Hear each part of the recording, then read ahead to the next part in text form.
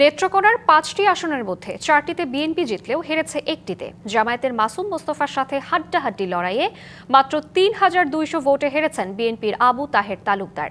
এই হারের জন্য বিএনপি নেতাদের অন্তর্কোন্দল ও সমন্বয়হীনতাকে দায়ী করেছেন তৃণমূলের কর্মীরা।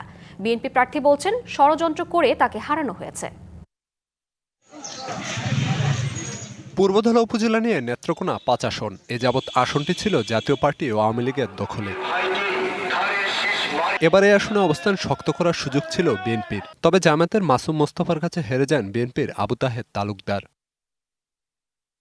আসনটিতে মনোনয়ন পাওয়ার দৌড়ে ছিলেন বিএনপির ৪ নেতা আবু তাহের তালুকদার, বাবুল আলম তালুকদার, শহীদুল্লাহ ইমরান ও রাবে আলী। শেষ পর্যন্ত আবু তাহের তালুকদার মনোনয়ন পেলেও দলে ছিল না ঐক্য। তৃণমূলের নেতাকর্মীরা বলছেন, দলীয় কোন্দলেই হেরেছে ধানের শীষ। রাবে আলী এবং শহীদুল্লাহ ইমরান ওই দুইটা এক গ্রুপ, আর আবু তাহের তালুকদার আর বাবুল আলম তালুকদার ওই দুইটা মিলাই হলো এক গ্রুপ। ভরাডুবির কারণ আসলে আমাদের দুর্ভাগ্য যে আমরা সকলেই সম্মিলিতভাবে কাজ করতে পারছি না। তবে দলীয় কোন্দলের কথা অস্বীকার করেন মনোনয়ন প্রত্যাশী বিএনপির এই নেতা। ফল বিপর্যয় না, আমরা সবাই মর্মাহত।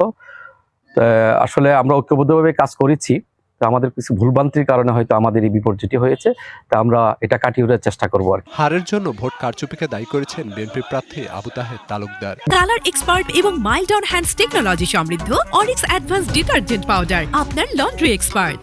করোনা আমাদের কারচুপি হয়েছে, ভোটারদেরকে লাঠি চার্জ করে তাদেরকে সরিয়ে দেওয়া হয়েছে, বিভিন্ন ভোট কেন্দ্র স্থগিত করেছে।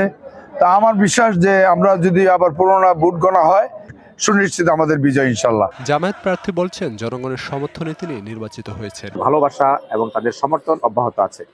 আশা করি এই সমর্থনের প্রতি, এই ভালোবাসার প্রতি আমি শ্রদ্ধা প্রদর্শন করতে পারবো তাদের প্রতি আগামী দিনে। ওনাদের মতামত নিয়েই আমরা সামনের দিকে অগ্রসর হবো ইনশাল্লাহ। অনিয়মের কথা নাকচ করলেন রিটার্নিং কর্মকর্তাও। রেজাল্ট হয়ে গেছে, সব এজেন্ট স্বাক্ষর করছে না ওখানে গণনা শীটে।